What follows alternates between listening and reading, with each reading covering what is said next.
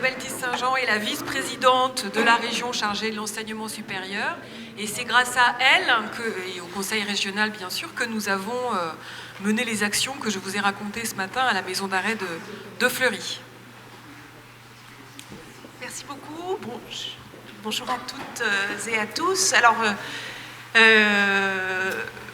peut-être recommencer par mais des choses que vous avez dû dire, mais qui me paraissent nécessaires de redire et qui justifient le fait qu'on ait mis en place ce dispositif, parce que, vous le savez probablement, l'enseignement supérieur et la recherche n'est pas dans les compétences de la région.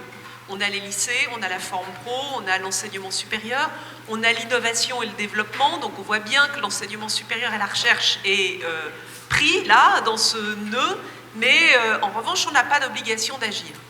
On agit fortement, surtout quand on est en Île-de-France, que vous avez 40% de la recherche qui est là, que vous savez que c'est le secteur, quand même, un des grands secteurs d'avenir, hein, la formation de la jeunesse, la qualification, le savoir, la connaissance, valeur émancipatrice, et que vous avez la chance d'avoir 40% de la recherche qui est là, 16 universités, 45 très grandes écoles, enfin 600 000 étudiants, vous vous dites, bon bah en fait on va quand même y aller, quoi. C'est pas facile, mais on y va de manière très forte, on agit. Et puis il y a un exercice qui apparaît qui est, on regarde les grands objectifs qu'on a, et dans les grands objectifs, on voit la réussite étudiante, amener plus de jeunes à la réussite.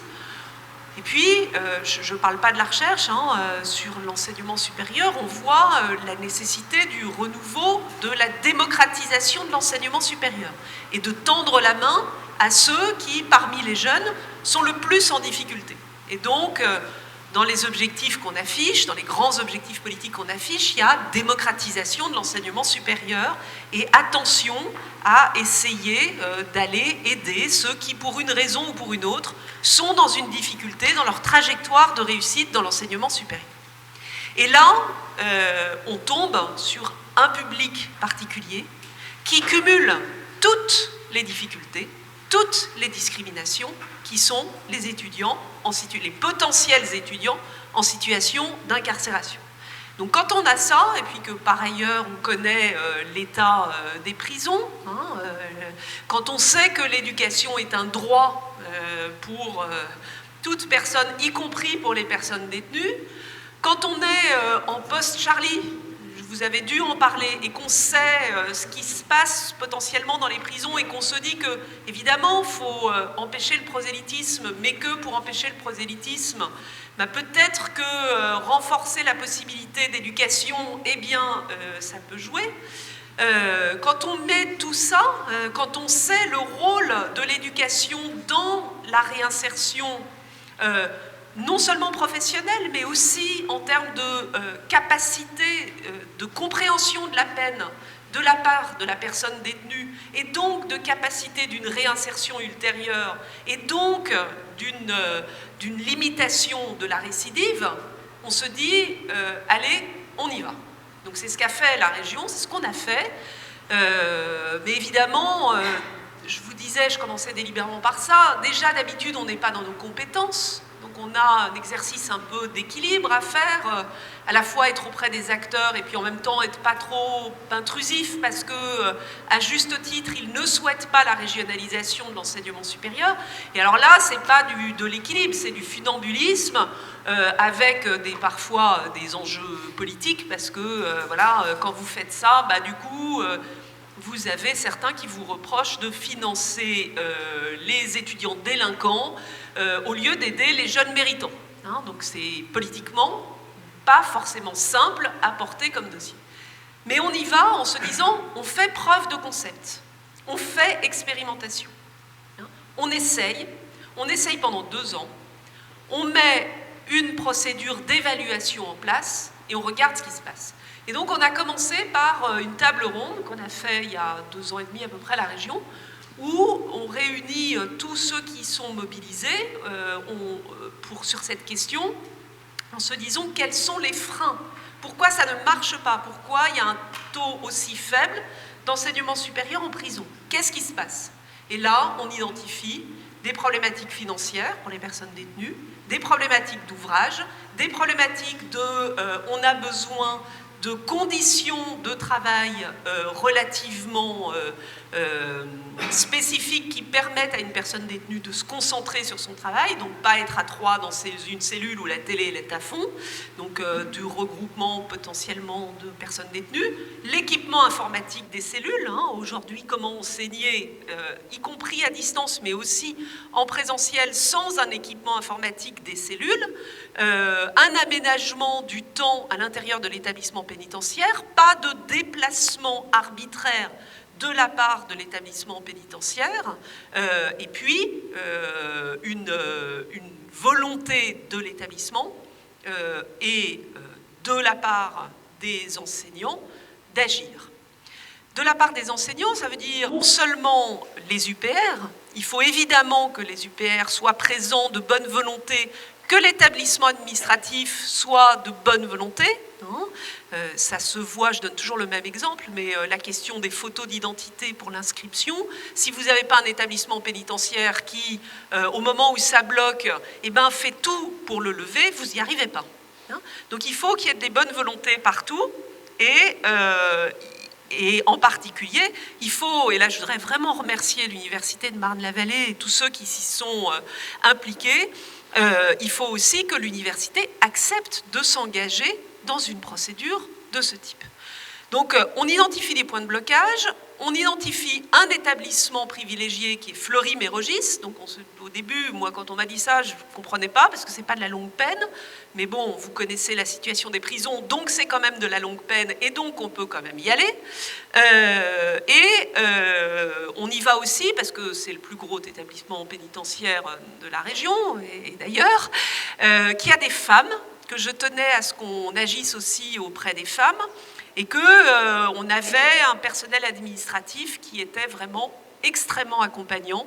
Et je voudrais vraiment remercier, alors je ne sais pas s'il y en a des représentants qui sont là, mais on a eu un directeur de l'établissement pénitentiaire, M. Moreau, qui a été absolument formidable dans la mise en place de l'expérimentation. Vraiment, il a été extraordinaire et il a tout levé, à chaque fois qu'il y avait une difficulté, il levait avec l'université. Enfin, il y a eu, et on a construit le dispositif, vraiment, et on savait que c'était l'une des clés de la réussite, dans la collaboration, et c'est pas un mot comme ça qui fait chic, dans la collaboration entre l'université, l'UPR, l'établissement pénitentiaire, la région, les associations, et elles sont tout le temps dans le dispositif. Tout le monde travaille ensemble sur ce dispositif. Donc qu'est-ce que le dispositif donne quoi? Le dispositif, on intervient de 4 manières financièrement. La première chose qu'on fait, c'est que pour lever la problématique des conditions financières des détenus, on donne des bourses, 200 € par personne détenue. C'est la limite, vous savez probablement ça pour ceux qui sont spécialistes, c'est la limite à partir duquel ça tombe dans la caisse de l'indemnisation des victimes. Et donc du coup, notre dispositif, il ne sert plus à aider l'enseignement, mais à l'indemnisation des victimes. Donc moi, c'est évidemment très important, mais ce n'était pas ce pourquoi je voulais agir. Donc 200 €. On achète des livres, 150 € par personne détenue, en passant par une association. On a une convention avec Fleury-Mérogis, donc on leur donne de l'argent. En échange de quoi, Fleury-Mérogis s'est engagé à 3 choses. Première chose, pas de déplacement, enfin, indépendamment du fait de nous aider à porter. Mais première chose, pas de déplacement arbitraire. Deuxième chose, le regroupement des personnes détenues, l'aménagement du temps, mais ça, ils étaient déjà dessus. Et troisième chose, l'équipement des cellules. Donc on aide financièrement à l'équipement des cellules. Quatrième modalité d'intervention avec Marne. Il y avait, avec l'université de Marne, il y avait déjà à Paris une université qui est Paris 7, dont vous connaissez la section des étudiants empêchés, avec qui on avait agi à un moment où ils avaient perdu des subventions qu'ils avaient antérieurement de la part de l'État, donc ils étaient vraiment en grande difficulté financière. Donc on les avait aidés, et donc dans l'Académie de Paris, il y avait Paris 7, même si Paris 7 intervient au-delà des murs de l'Académie de Paris. Et puis, sur Fleury, il y avait déjà une relation entre l'Université de Marne et Fleury. Et on a conventionné avec l'Université de Marne qui s'est engagée à ne pas faire payer les droits d'inscription, à renforcer le présentiel, donc on leur donne de l'argent, en échange de quoi ils renforcent l'enseignement présentiel. Et on sait quand même, alors même si je sais que vous avez parlé d'enseignement à distance, on sait que le présentiel, c'est quand même, il y a quelque chose d'un peu particulier dans le présentiel qui est la rencontre humaine. Et donc, dans ce que je disais sur le retour de la personne détenue sur elle-même, sa capacité à prendre en compte sa propre histoire et sa propre trajectoire, on sait que le présentiel est quand même extrêmement important. Donc, renforcer le présentiel à tel point que Marne et vraiment, je remercie tous les enseignants qui s'engagent dans cette aventure, et en particulier l'une d'entre elles qui se reconnaîtra. Marne a été jusqu'à créer un département dédié à l'enseignement en prison. Et moi, mon idée, en faisant ça, et alors, donc voilà comment Marne agit, et on a lancé l'expérimentation 2 ans, on a une étude d'évaluation qui a été faite. Évidemment, c'est excellent, excellent. Le taux de réussite aux examens, alors la première année, il y avait encore des déplacements. Fleury n'était pas encore en capacité de ne pas faire de déplacements. Donc, le nombre qui s'est présenté aux examens était un peu en deçà. Mais ceux qui se sont présentés aux examens, on a un taux de réussite de 88%. 88% de réussite. Donc, je veux dire, c'est quand même absolument extraordinaire. Il y a un effet très bénéfique sur la vie dans l'établissement pénitentiaire, d'apaisement. La troisième chose, c'est évidemment les effets personnels dont tous ceux et celles d'entre vous qui ont un jour discuté avec une personne détenue qui est passée par de l'enseignement supérieur ou pas supérieur dans un établissement pénitentiaire manifestent de cette espèce de libération, de compréhension, de retour sur soi qui fait que, oui, c'est pas pareil d'avoir pu avoir ça ou de ne pas avoir pu avoir ça. Donc des effets extrêmement bénéfiques. Mais maintenant, l'expérimentation est achevée, le résultat est fait. Oui, ça marche. Oui, ça marche, et il faut, à mon avis, absolument qu'un dispositif de ce type soit porté, parce que ce n'est pas les régions qui peuvent porter ça. Donc il faut que ça soit porté nationalement. Il faut que ça soit porté nationalement.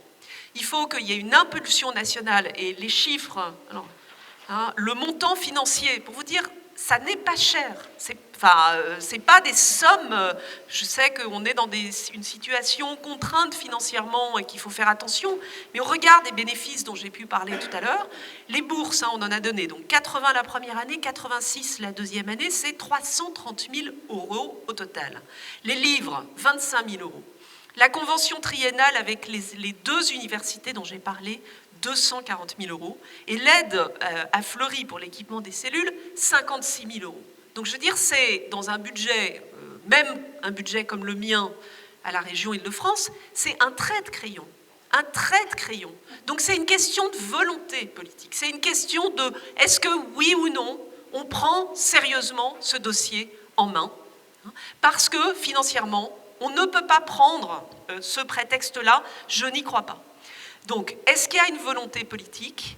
Est-ce que cette volonté politique permettra, par académie, d'identifier un établissement référent qui mettra en place ces opérations, qui portera en plus, alors je suis désolée, je n'ai pas pu assister à vos débats, mais qui portera ce que vous portez en termes de cours par correspondance et sur la base des nouvelles technologies. Et ce n'est pas incompatible, c'est complètement complémentaire. Et je pense que le fait qu'il y ait une université référente par académie ou par région peut vraiment aider à ça. Ça permet aussi aux personnes détenues, une fois qu'elles sortent des murs, de trouver des référents au lieu d'être paumés face à l'enseignement supérieur, les universités. Donc elles ont noué des relations, on sait bien, c'est des histoires humaines, des rencontres humaines, et donc elles trouveront un référent. Ces universités feront aussi le lien avec, et j'ai commencé à discuter avec le CNUS, avec Guillaume Mouzel du CNUS, de manière à ce que les dispositifs, et là on a quand même une première bonne nouvelle, qui est un effet indirect de notre mobilisation collective, à savoir que les bourses de droit commun, aujourd'hui, c'est nouveau, sont ouvertes aux personnes détenues. C'est nouveau, c'est une première étape, mais il ne faut pas qu'on s'arrête là, parce que 35 ans, oui, le couperet tombe. Donc il faut qu'on aille encore plus loin, il faut que les dispositifs de droit commun s'appliquent, il faut que dès que la personne détenue sort d'incarcération, la bourse arrive et le logement social arrive. Sinon, tout le travail que vous avez fait ne sert à rien. Ils n'ont pas d'autre choix que la récidive. Donc il faut absolument vite, extrêmement rapidement, qu'à l'intérieur d'un espace géographique rectoral, du Crous, eh bien, les interlocuteurs soient mis dans la boucle. Donc il faut une volonté politique, il faut un travail de coordination entre les différents acteurs, l'administration pénitentiaire, les SPIP, les universités. Alors je sais qu'il y a une réflexion qui est en cours au niveau de la CPU, qui avance sur ces questions et vraiment je m'en réjouis. Il faut que les Crous soient dans la boucle, il faut qu'on embarque avec nous les associations. Et les associations ne demandent que ça, évidemment, elles sont là pour ça. Et je suis sûre qu'on fera incroyablement avancer ce dossier qui peut apparaître comme un dossier mineur pour les universités. C'est vrai que ça n'est qu'un tout petit élément, mais qui est absolument majeur en termes, pour nous tous, non seulement pour les valeurs profondes qu'on porte, mais même de manière beaucoup plus intéressée, entre guillemets, en termes de sécurité publique et de lutte contre la récidive, contrairement à des propos parfois extrêmement démagogique qu'on peut entendre lorsque on se préoccupe de ces questions. Donc voilà l'expérimentation. Donc si vous pouvez, d'une manière ou d'une autre, nous aider à convaincre, et alors vous ne me connaissez pas, certains d'entre vous me connaissent, j'essaye de porter vraiment le dossier au niveau national. J'en ai parlé à plusieurs reprises à Christiane Taubira, entre deux portes, qui est au courant du dispositif et qui m'a dit oui, je vais vous recevoir, on va en parler. J'en ai parlé au ministre de l'enseignement supérieur, à la ministre de l'enseignement supérieur. J'en ai reparlé récemment au conseiller Matignon et au conseiller Élysée sur l'enseignement supérieur. Mais maintenant, il faut que ça débouche, parce que moi, mon expérimentation s'arrête.